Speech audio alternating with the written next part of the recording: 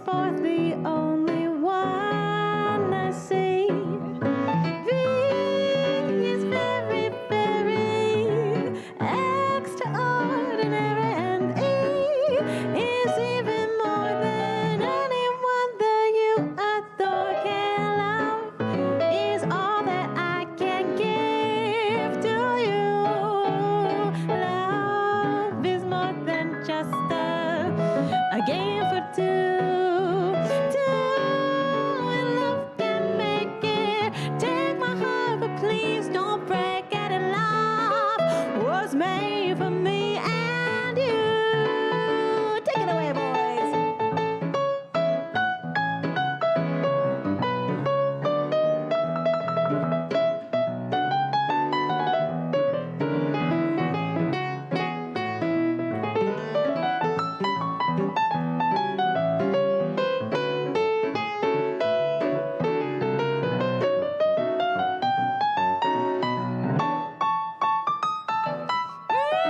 Love is all that I can give to you.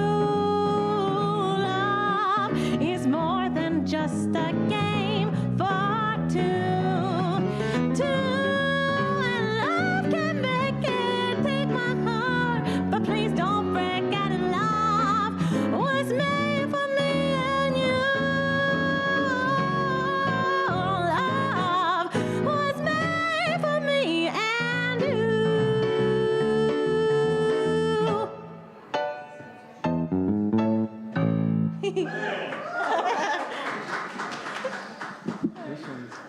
Good morning, everyone. Good morning, everybody. This is Heather, Thank you. Andy, myself, your own. So nice to see all of you today. It's a gorgeous day. It's beautiful outside. Yes. Finally. You having a beautiful morning? Yes, sir. Let's see how beautiful.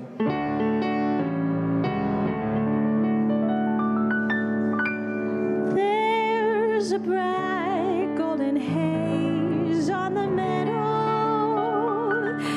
There's a bright golden haze on the meadow. The corn is as high as an elephant's eye, and it looks like it's climbing clear up to the sky. Oh, what a beautiful morning. Oh, what a beautiful day.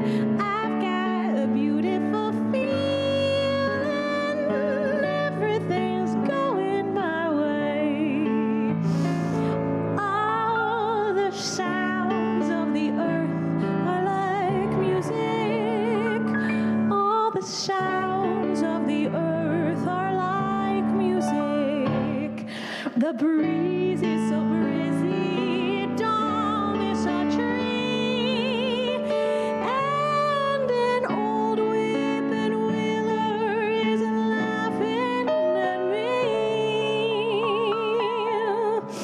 Oh, what a beautiful morning. Oh, what a beautiful day. I've got a beautiful feeling. Everything's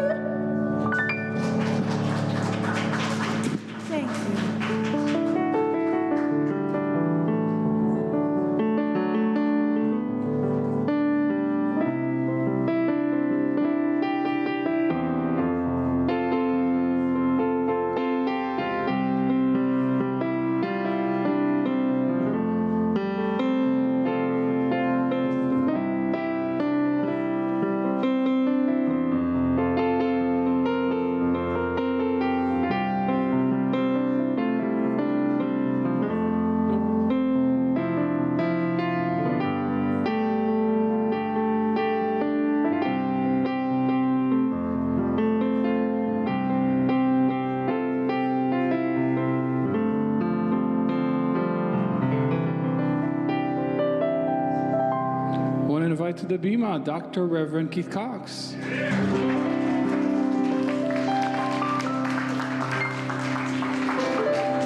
Thank you. That was quite impromptu, wasn't it? Good morning, everyone. Good morning, everyone. Good morning. There we go. That's what I needed. So, happy Sunday morning. And Good morning. so good to see you all. It's been an interesting 2 weeks since I've last seen you, so I'm so happy to be in your presence. How many of you are here for the first time? Welcome. Well, we're happy to have you here. We are known as the Center for Spiritual Living Los Angeles, and we are a community that comes together every Sunday morning to practice the philosophy and the faith and the way of life that is reflective of the teaching of the science of mind. That's what it's known as in its modern incarnation, as a philosophy and a faith and a way of life. It's a principle-based teaching, and the essence of it is that there's only one activity that's ever taking place, and one of the synonyms for that is life. It's also love, God, peace, power, beauty, joy, and wisdom. And that we each not only embody these qualities individually and collectively, as does all sentient beings, all beings that express the awareness of awareness, but we live in a universe that is governed by spiritual law, which means that that which we think and believe shows up in form in our life, and we get to look at it and see if it's reflective of how we think we know our mind, and if not, we get to choose to think anew. And so it's an opportunity, this philosophy and faith and way in life, to not live in a state of Hail Mary or Hell Mary, but to live in a state of constant reflection of asking ourselves, what do we believe? And do we have faith as a musculature in our being of life, that when life changes in front of us, that we know that the essence and the power and the oneness of life never changes?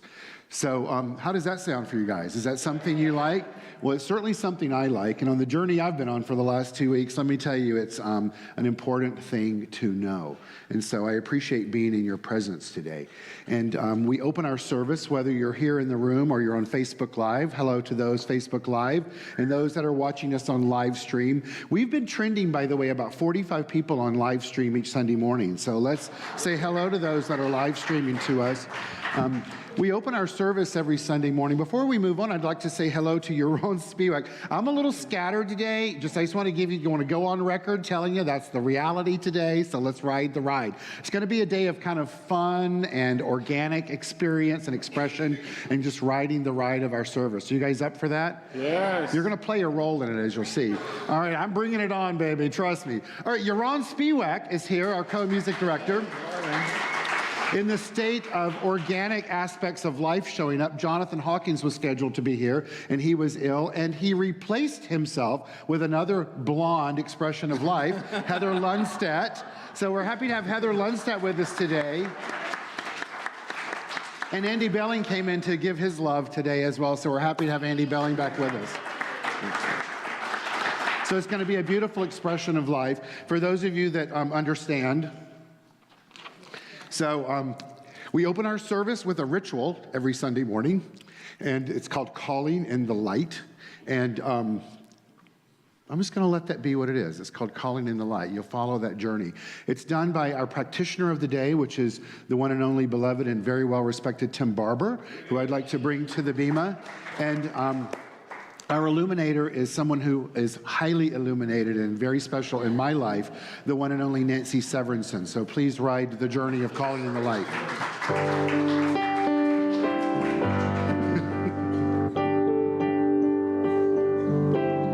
Please join us. Calling in the light, calling in the light, calling in the light of love, calling in the light, calling in the light, calling in the light of love.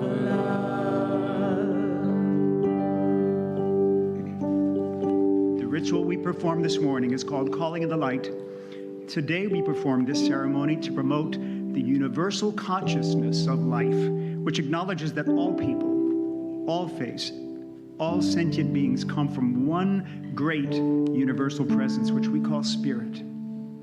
The purpose of this ritual is to draw into our gathering this morning a conscious awareness of our oneness and the qualities we embody as complete expressions of the divine. As we recognize our oneness with the divine, we become ever more aware of the light of life, shining through us with discovery, understanding, inspiration, and illumination, illuminating everything that exists in and as us, as all expressions of life, which includes you and me. The quality of the divine we explore today in our ritual is peace. As Nancy lights the candles, let's use the acronym for the word peace to create an opportunity for each of us to embrace our light in a more expansive way. P stands for purposeful. E stands for energy. A stands for activates. C stands for conscious. And E stands for evolution.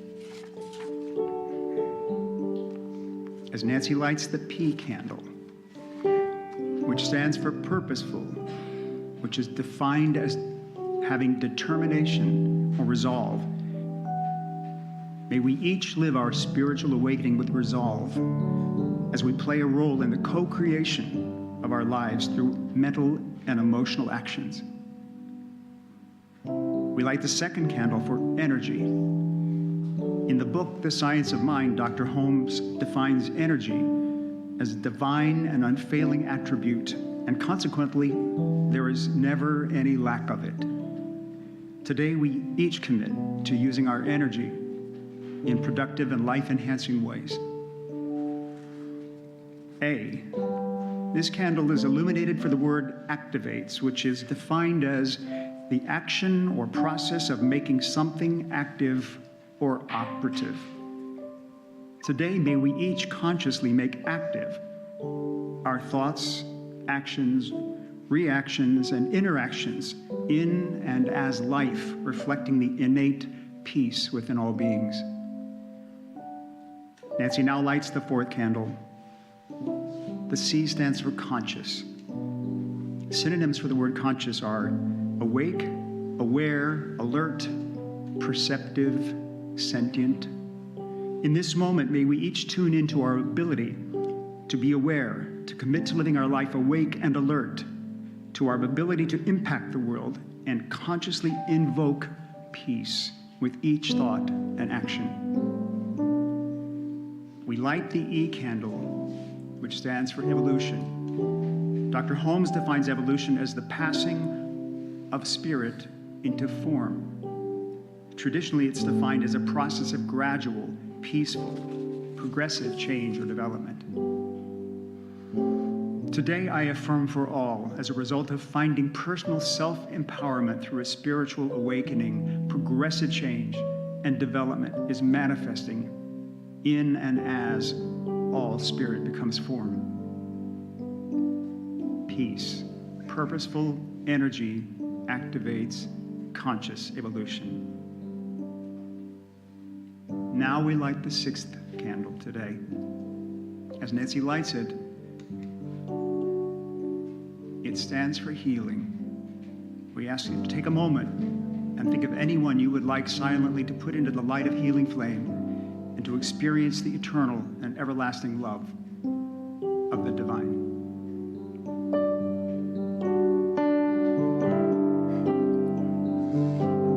Please join us. I am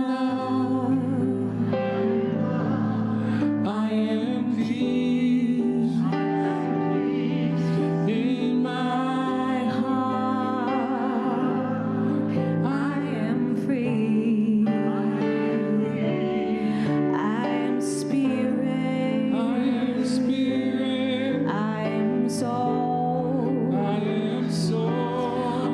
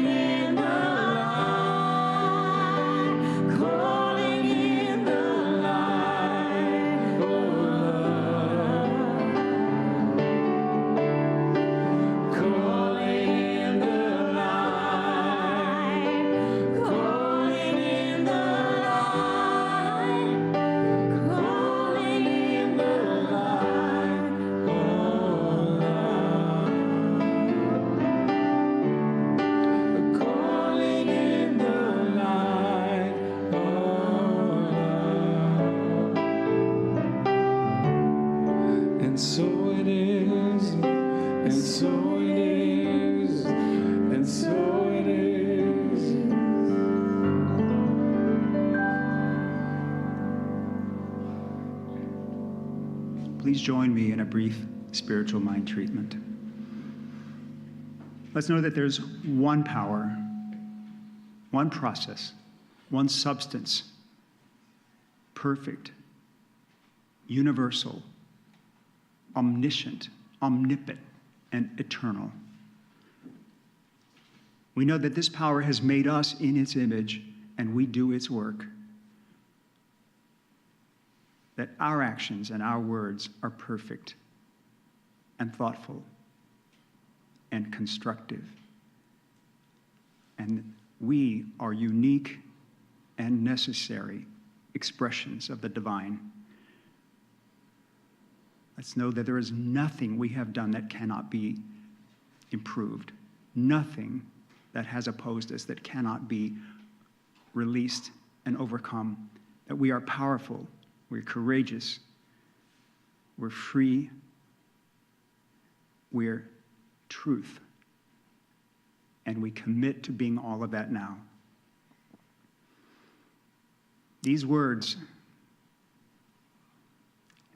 cause truth to manifest now. No wait, no partial truth, the whole thing right now.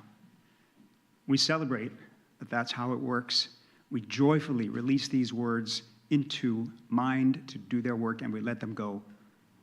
And together we say, so it is.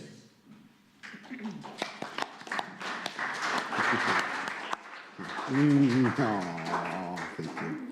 Thank you, Tim. Thank you, Heather, Nancy, Huron, Andy, and everyone.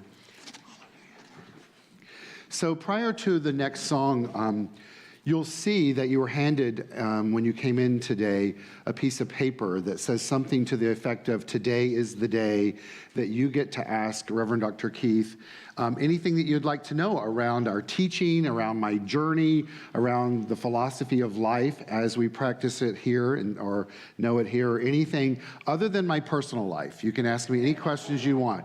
That's going to be how the message unfolds today.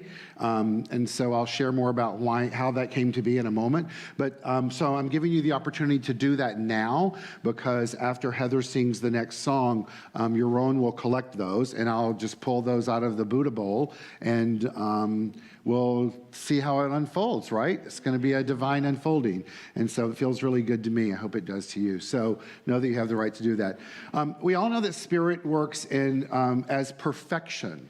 Right? And so not only has Heather stepped in today with Yaron in a moment of what was a little distress for you and I, Friday afternoon at 6 o'clock. I was at a retreat, and I had an hour to really be open to handling life in that way. And Yaron was like, oh my God, Jonathan, that's like, right? And I was like, honey, you got an hour. If you need my help, I'm like way up in the mountains. I'm like, you got an hour. If you need help, I'll help you. Yeah. And then Jonathan, as God expressed, presented Heather as God expressed.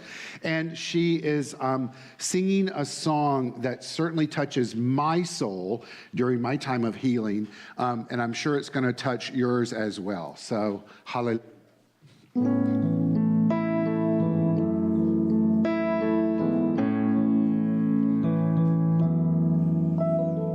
I heard there was a secret chord that David played, and it pleased the Lord. But you don't really care for music, do you? Well, it goes like this: the fourth, the fifth, and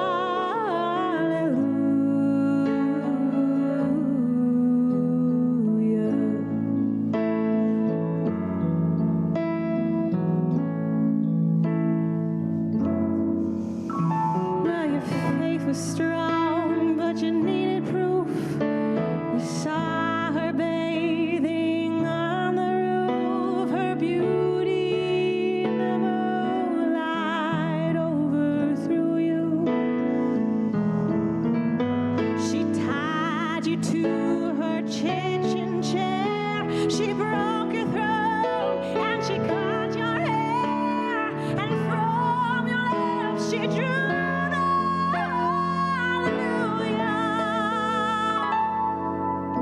hallelujah.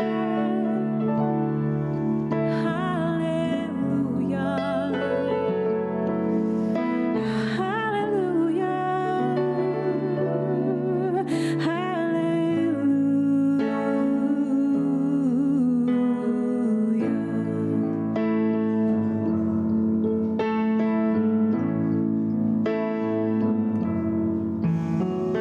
Maybe there's a God above, but all I ever learned from love is how to shoot somebody who outdrew you. It's not a cry you hear at night. It's not somebody who's seen the light. It's a cold and it's a broken hallelujah. Hallelujah.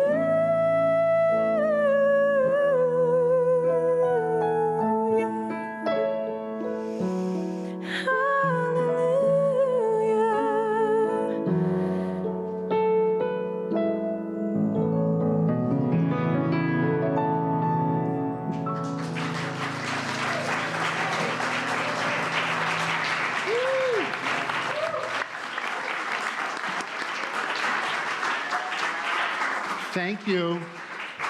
So incredible and truly divine. All right, so not that I ever thought you all were shy, but like I was all concerned. Got up at 5 this morning, was doing meditation. Like, I'll do a little backup with some quotes if I need to. But so we are still in the season for nonviolence. And, thank you, whoever went on. And the theme for today is peace. And my beloved's four-legged spiritual offspring, Sadie, left last Monday on her journey. And so I needed to leave on my journey. And so in processing this, processing the journey and knowing that I was called to be here to share with you, as you were called to be here with me today as one expression of life, that what would bring me the greatest peace would be to not have to prepare a talk for you. So, this is a tradition, in the religious science churches, and it's called stump the minister. And of course, I don't like that term. I don't like, why the hell do we need to stump each other, right? But we can let Spirit guide us into what's being called forth to be expressed. I took off to a retreat that a beloved friend of mine, soul brother, David Leonard, was facilitating up in the Lucerne Valley Thursday night through today. It's still going on. It just ended. Called Circle of Love. And then when it takes place in Southern California again, I would love for us as a community to go up there and support that. As I walked the grounds, I felt your presence. And what that meant to me is we need to share that space together. And I don't want to spend time today talking about that space, but it's something that we would all really resonate with. So are we ready to do this? All right, the first one. How to best balance all is one in spirit with difficulty making and keeping appointments. Well, I'm assuming that you're talking about appointments that's in your calendar. And I would say the answer to that, spirit doesn't require being balanced. It is. And so when we live life in the external, trying to control our outer circumstances, then we're out of sync with that which is already balanced and harmonious. And so something that was really hammered home for me this last 48 hours was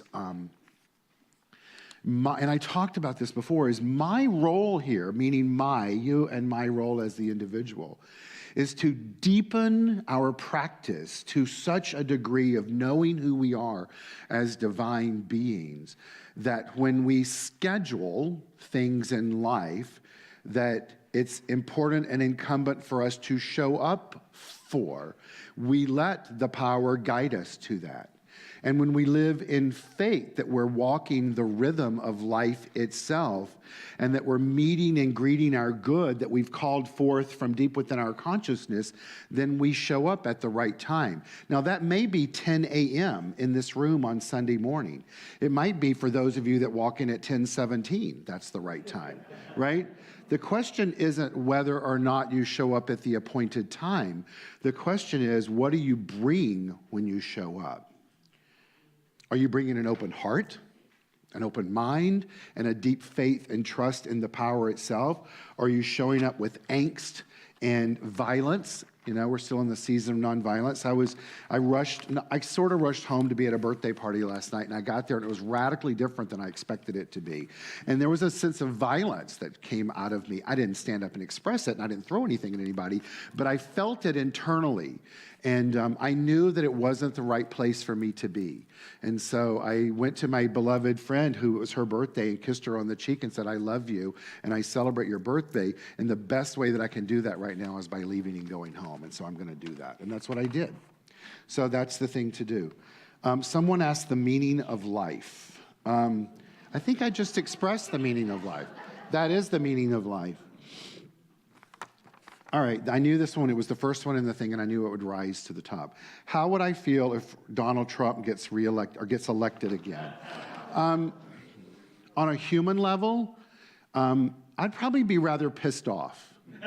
That's how I would be. On a spiritual level, I would know that we as humans have more work to do. That's what our teaching teaches us, that the outer reflects the inner. It reflects the inner that is both the divine nature of who we are, but it also reflects the inner of how we use our divine power. And so clearly what has risen in our country and around the globe from humanity is that we, those of us, and I'm not saying this judging, I'm stating this as a spiritual truth, that if we are here to live an awakened life, we are, and I read this week, we are not our brother's keeper. We are our brother. So, it's our responsibility to not stand back and wonder if he, as the expression of life that is representing the belief systems and the core values of those that he's espousing, if we desire to not have that be in power in our country, it's our responsibility to get out and make sure that the majority that believes that we do vote out the others. That's democracy. That's the way it works. And so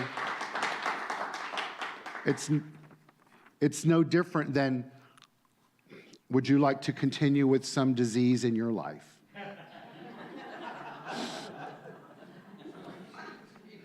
So the question, there's 3 on here. Told you it was going to be, right? When did I first read about Ernest Holmes?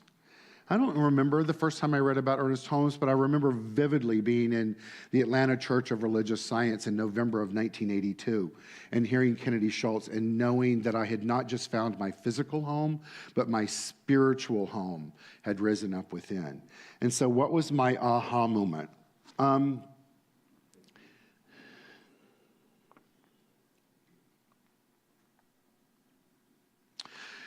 My most recent aha moment,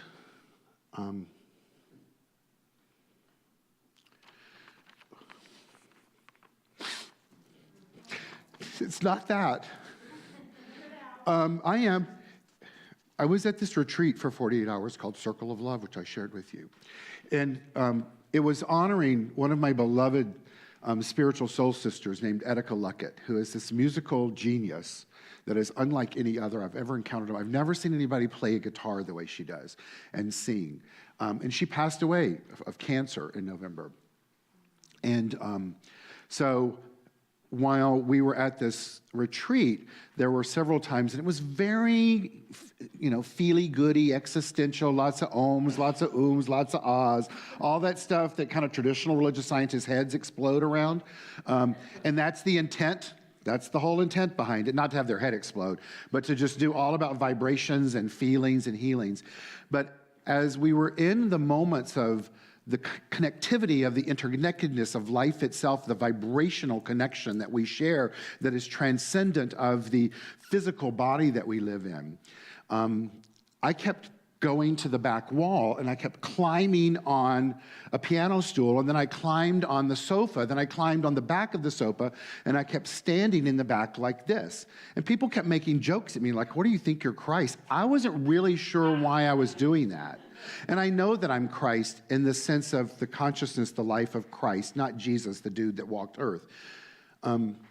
And so yesterday as I was leaving there, I Googled a photo of her to post online to say thank you for letting us honor you this weekend. And the photo that popped up was of her standing under a waterfall like this.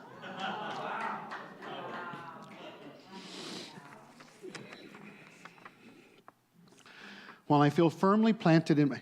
Hey, will you let me know, Jesus, when we're at like 10 till? I'm just not going to do it. When I feel firmly planted in my faith sometimes, fear creeps in, rendering me almost paralyzed. Is there any exercise you can recommend when this happens? How perfect that led. Yes, it's a practice called From Fear to Faith. And it's those that have been in my class and other classes have done it. It's called 70 times 7. And it's basically stating something along the lines of, I believe that there's only one power. That power is God. That power exists fully through me and as me right now, and so I let it be. There's only one power. That power is God. It's a physical, affirmative exercise, and you do the arm movements, which obviously replicates the cross. That's what it's about. Let's remember, the Christ was crucified on the cross for expressing his divinity in a world that wasn't ready for that. What that looks like for you and I is living your divinity in a way that is of dominion over your humanity, which will require a crucifixion of your old belief systems. That's what it means in this teaching.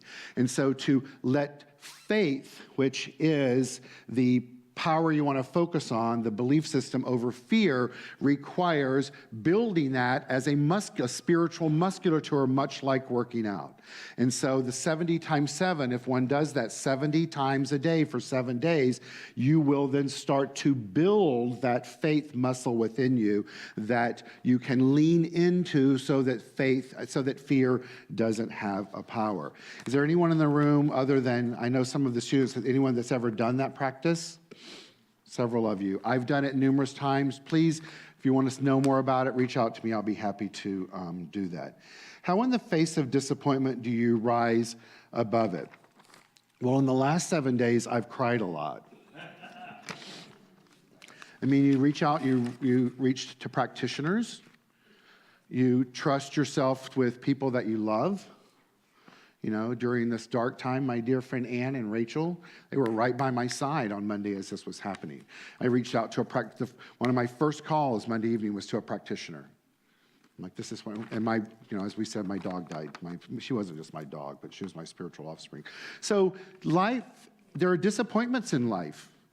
The key is our teaching teaches us to reach out when that happens. Certainly reach in, but if you don't have the capacity to do the work on your own as you reach in, then reach out. We're not the only belief system that believes this. It's pretty dominant in the 12-step program, I believe. Certainly in Eastern philosophies, it's reach out. You know, we are interconnected. It's a very basic, fundamental aspect, not only just of life, but of our teaching. And so remember that we're not separated by that which appears to be the illusion of emptiness. That we are connected. And so if we feel that we want to deepen that connection, start physically by touching someone, and then allow the heartbeat and the pulse of that life itself to remind you of that which you share, and the pulse as just a reminder of that. That which we share is transcendent of the beat itself.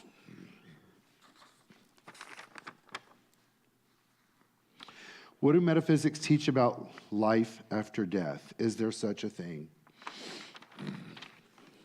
Yes, there is.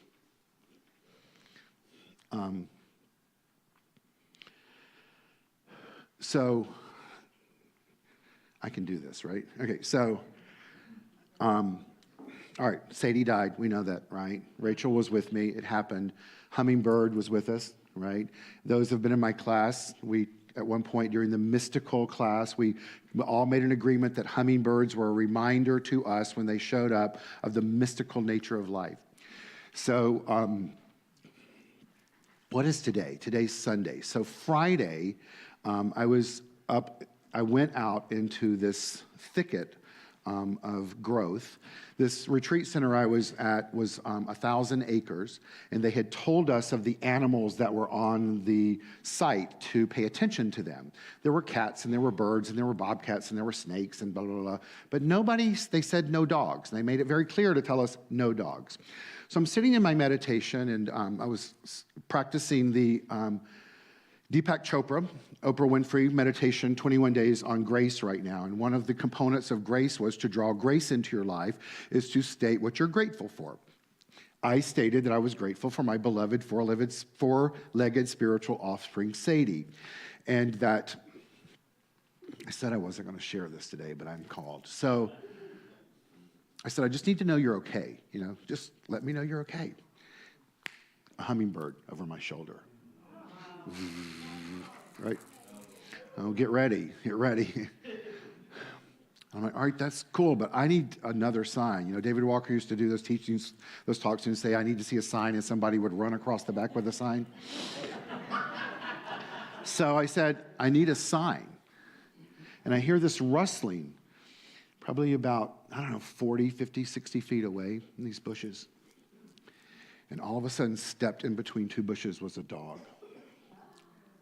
A dog, remember, no dogs on the thing. And this dog stepped in, furry dog, and just looked me right in the eye.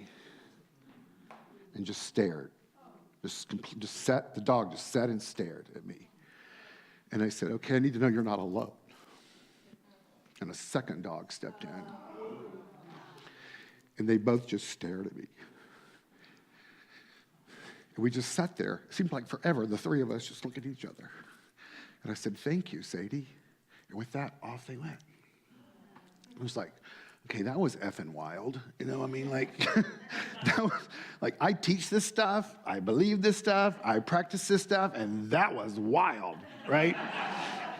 So I go onto the grounds to where the manager was, and I said, I just want to confirm with you guys, do you have any dogs here? They say, no, we don't have any. In fact, we never see dogs up here. We're so high up. There are no dogs here at all. Did that answer your question? Speak on the spirituality of your dance class. The spirituality of the dance class is simply about trust. It's about letting your ego disappear, let your fear disappear, and trust that your physiology can drop into the rhythm that's being expressed as spirit, as you, as me, as Walter, as Sandy, whoever's in the room, and to trust that the room is filled with love. Love, not only in human forms, but in our philosophy and teaching, love is the self-givingness of spirit, whose desire is to create more of itself out of itself, and the only way it can do that is through you and through me. One way to do that is by shaking your groove thing.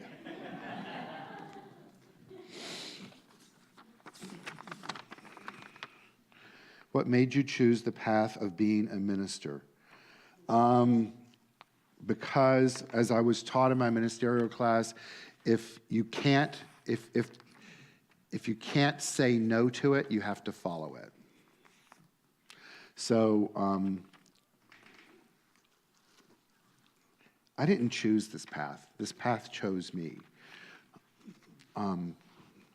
But what I did choose to do was make a commitment to live my spiritual life. And I made a commitment when the first significant person in my life died of AIDS, and I knew that that was not going to be my reality. I made a commitment to give back, and however that showed up. And this is how it's showing up right now. So I'm happy about that.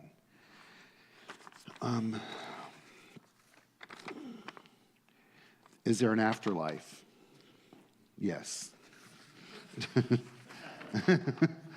How does love like the wind touch everything? How does it show up?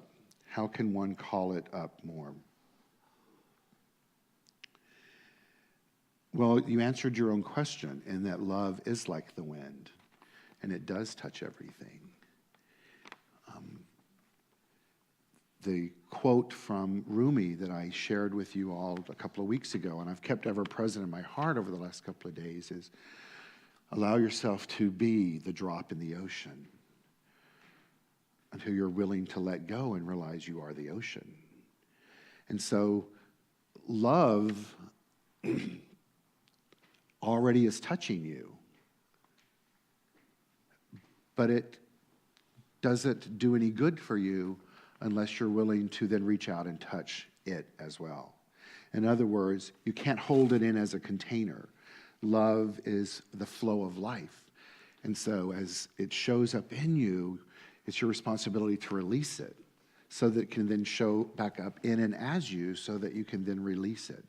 And then choose to not only be it in a new way all the time, but to live it. We were talking a lot this week about how the masters of our teaching were showing up in the room that we were in and on the hillside and the mountaintop. And one of my first teacher, Kennedy Schultz, was David's teacher, my buddy that I was with. And he said, and Kennedy was a hard-ass metaphysician. He made David look calm. And we all know David Walker, he was a strict disciplinarian, as was Bitzer, his teacher. They all were. That was the way to really grasp this philosophy in the 20th century. But Kennedy said to David on his deathbed, he said, I had it all wrong. It's really all about love. So what I say we, meaning those that are awakened and teaching this stuff in the 21st century, is to understand the principles and the foundation and the elements of the practical way of using this philosophy and this faith and way of life, but to remember that love is what it's all about. It is all about love. Not meaning to not use your mind, not meaning to not use the law, not meaning to not incorporate all of this in your life, but allow it to be a tool to express the resonance field that exists within us already of love. You know, the question was about Trump. Man, the only way to trump Trump is through love. It's not to continue in the field that he expresses and espouses. It's not, because we could all agree that that's not love. Would you guys agree with that? So,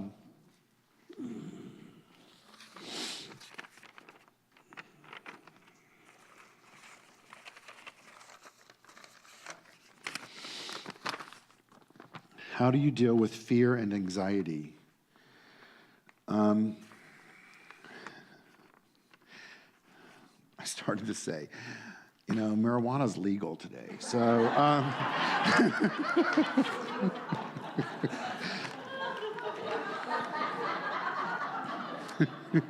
I told you it was an organic teaching, organic Sunday.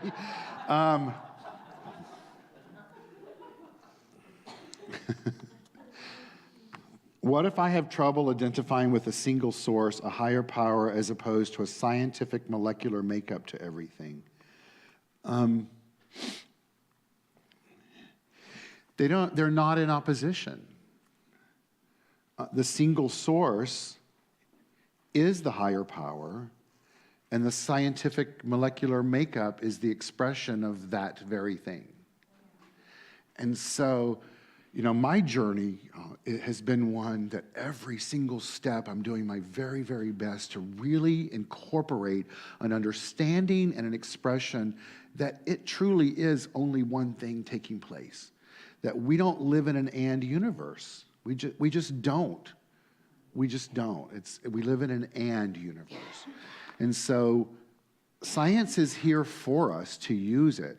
Science is an understanding of the structure of the way life expresses itself, and that expression can only be processed and understood through our mind. And our mind is the mechanism that we both express and experience the very one thing that it is. And so, yes, love is what it's all about, but going back to it's how we use our mind to integrate the understanding of the oneness that exists already and to live not just as it, but from it. How do I let go of my logical mind to allow new information in? Through opening your mind. We want to analyze that our mind's not working, but by analyzing that your mind not working is an example that your mind is actually working, right? So the key is to stop the argument. What Susan Powder used to say to us, stop the insanity, right? So, or stop it. But really, that's what it comes down to. It comes down to you get to decide, as do I, every day, what am I choosing to be? Remember, Gary Zukov tells us that choice is the engine of evolution. It's the second greatest gift we've been given, second to the gift of life itself. And so as an expression of the divinity in human forms, you're either evolving or you're dying. There's nowhere in between. And so you get to decide, do you want to be a conscious evolutionist? In other words, opening yourself up to learn anew. Maybe the very thing that's being called for within you as the individual is to let go of the old idea that you're not taking in something new. Maybe that's the practice for one day. And then the next day is to practice that more and choose to see anew. The next is to, and really to go even deeper on that, I think that the question that always comes back to us in this teaching is that do we believe that there's a power greater than us? And do you believe that you're it? And has it ever failed you? Because if you're living in this fear that it could fail you, then the rest of all this just goes by the wayside.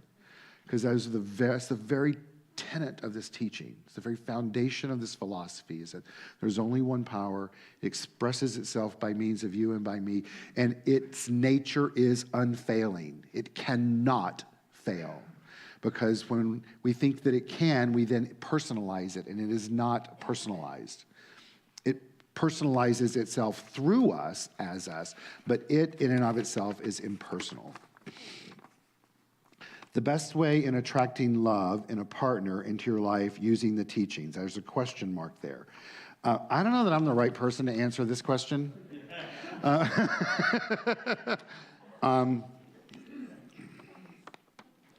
yes, that's not true, because in my last relationship, I decided I wanted to attract a man in my life. And so I worked for 2 years on that. And I was pretty, I don't want to say outline, but pretty outliney. So when he showed up, he was like, oh my God, can you believe this has happened? And I'm like, well, of course it happened. I worked with a practitioner for 2 years. You're my demonstration, baby. And that lasted for 18 years, right? And so we evolved, right? And I did some writing that my beloved Anne wants me to share with all of you, and I'm not quite ready to share that much personal. But when I decided after that relationship broke up that I wanted to attract love in my life, I decided that I wanted love, but I also thought I wanted it in what particular way in a man. What I was really clear on was love. I did attract it in my life. So now she's moved on, so it's time for the next one if I want it. How do we respond to unsolicited advice and our own gut says it isn't right for us?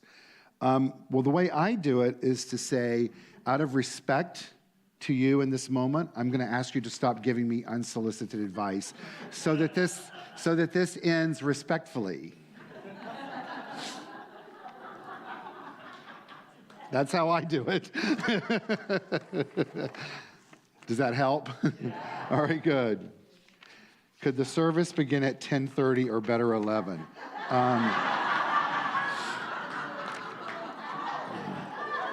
It could, but it's not.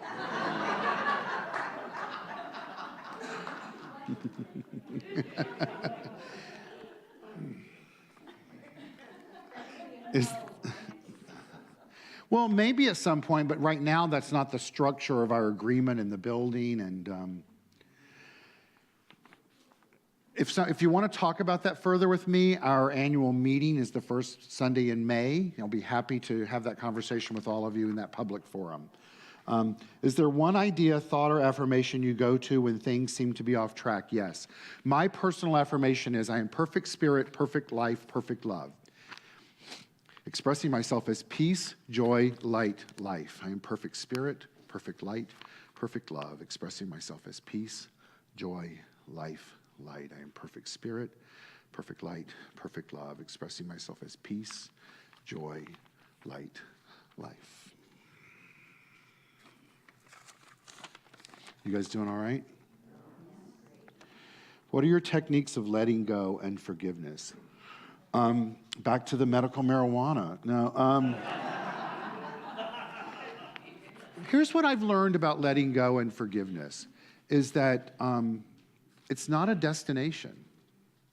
It's an active thing. It's like eating and drinking and talking and living and forgiveness of myself and making mistakes. You know, I think that we're taught in this Western world that, you know, like in growth in life in general, you take one step and then you're done. Now and then there's, all right, so I've done forgiveness, so now I'm going to go do love. All right, now I've done love, and now I'm going to go health, right? All right, now I got health, right? Now I'm going to do beauty, right? And now I'm going to do hair, and that's not how life is. Life is about living.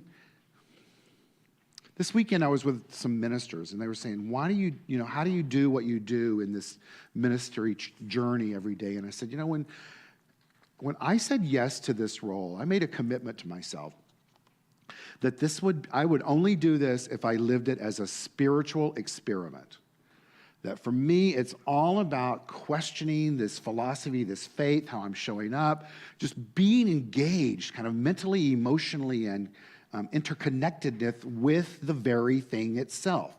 And so, man, a lot of days that's really glorious, and some days it's like, what the hell? Like, why am I doing this? It's like, I was visiting one of our members in the hospital, and I don't want to get into my history with hospitals, but let's just say it's not good.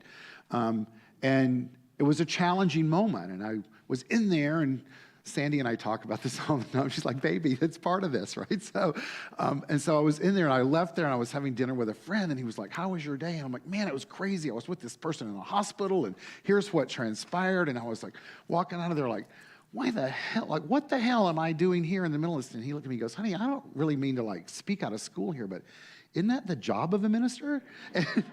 Right? So I share that with you in the context is that we're all on our journey, right? So just lighten up with yourself in the sense of, if you don't feel like you're in alignment with your divinity in life, then lean into that and figure out what's going on, but let it go, and just be open to what's coming. We'll do one more. Be good? One more, and then we're good. Two more, because this one is, do you believe in reincarnation? I think I addressed that. Actually, I do. That's not the answer to that, and I will close on. I think that's a stupid term, reincarnation, because that's implying that this is the first incarnation, right? So the next one's the reincarnation. I may have it a little twisted, but here's my take on it, is that, well, I'll share it the way that Amy Steinberg talked about etika this week, is that, we were all in the womb. We're in the womb, and we're in this amniotic fluid, and it's like this really place of comfort, and then all of a sudden, we're popped out into this world, right? You're like, whoa, what the hell is this, right? And it's kind of odd, and you might get spanked right away, and it's like all this crazy stuff, right? And yet we adapt to this physical world while we're expressing that life force that was also the same life force that was in the amniotic fluid. Now, who knows where it was before that, right?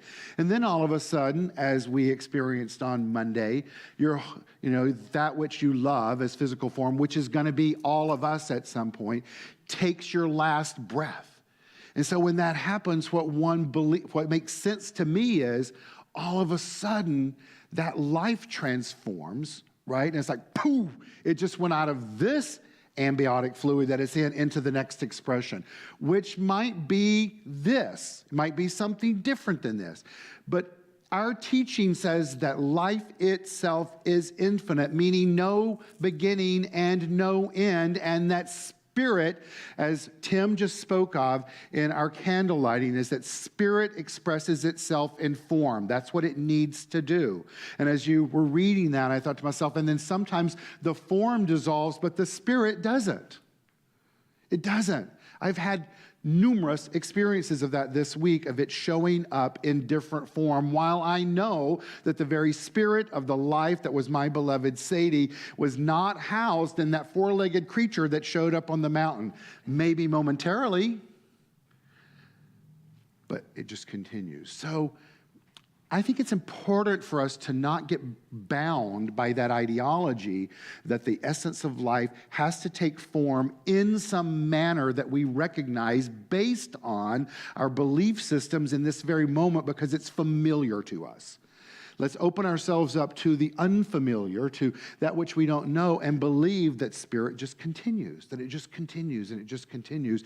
And what I do believe in regards to what our teaching and many other thought-based teachings teaches is that what moves beyond the barrier into the veil is consciousness.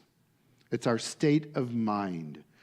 And I was reading recently this week is that why does people think that you can live a crappy life here and be absolved of that in the next dimension? That's illogical. But to me, it makes sense that if we tend to our soul and our being and our consciousness and our thoughts and our beliefs, the way that we express love, then that must move with us as an expression of the divine onto whatever plane is beyond this one. Thank you.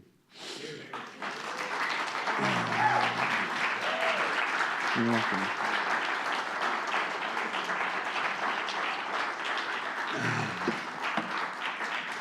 All right. We did it, right? You didn't have to ask any questions, and I didn't need to use any quotes. Good. Was that good for you guys? It was good for me. Sorry I loaded up your piano with...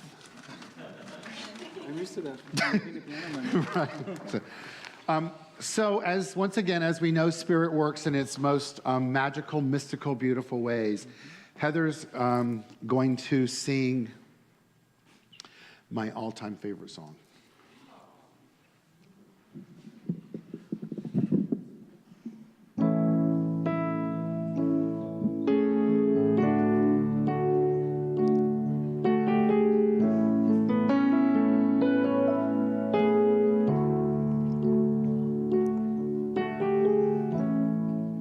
Imagine there's no heaven. It's easy